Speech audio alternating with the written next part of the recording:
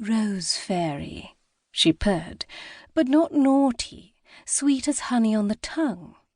Honey, dessert, apple tarts. Christ almighty, why weren't they out on the table? It was literally impossible to find good staff in London. He might as well do everything himself.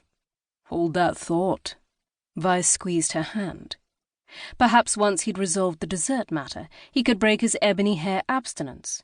The Countess had claws, and he was more than ready for a rough, hot ride. "I'll return shortly, but I have an issue I must see to. Don't leave and break my heart now." Expertly weaving his way through the crush, while smiling, shaking hands and kissing cheeks, he finally found Nell. The sprightly, no-nonsense lady had been Grace's maid companion, and now assisted with event preparation.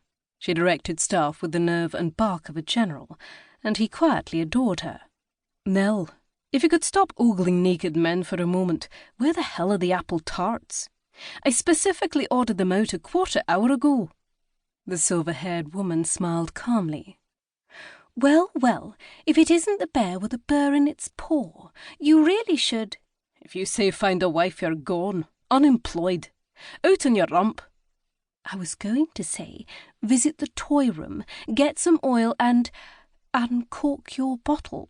You're far too on edge, Poppet. Besides, I'm hardly going to judge anyone's unmarried status, am I?" Vice scowled. Bloody woman, bringing truth and logic to a sentiment fight. "Perhaps.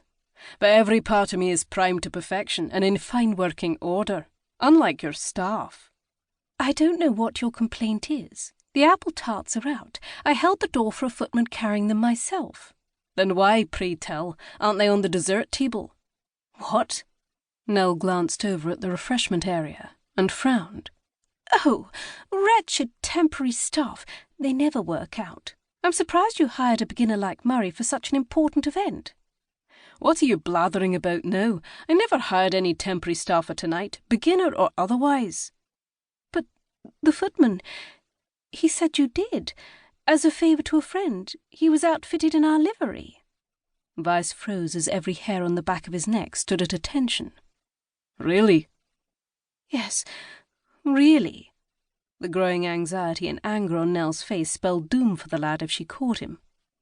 "Why, that little bastard swindled his way in good and proper then." "Indeed," he said slowly, his tone belying the fury surging through his body. "So, we have a spy in our midst. Do you think from the church? Perhaps a reformer? An heir attempting to win a bet? Or something more sinister?" The lad had a Cockney accent, but that could have been false. He was fresh-looking, no jaw shadow or brawn to speak of.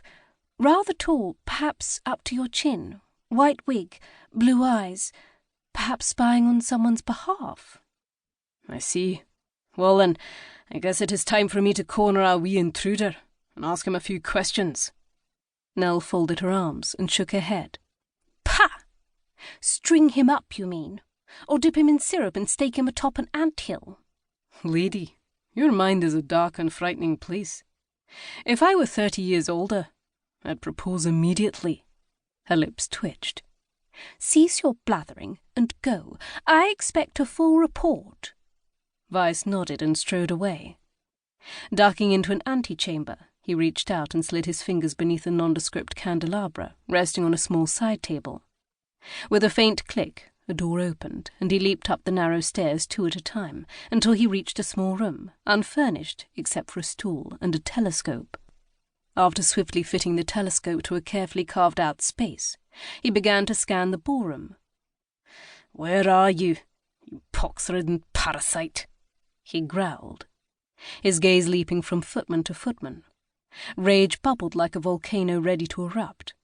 The sanctuary of Fallen had been breached, and the cunning alley rat wearing a uniform sewn in the house livery suggested a great deal of forward planning, a close study of fabrics, trim, and style. No way in hell was this a prank or a protest by some militant churchgoer. Vice's search came to an abrupt halt. There. Nell's description had been sufficiently detailed, bless her. The bastard in question hadn't set down his tray of apple tarts on the dessert table as ordered. Instead...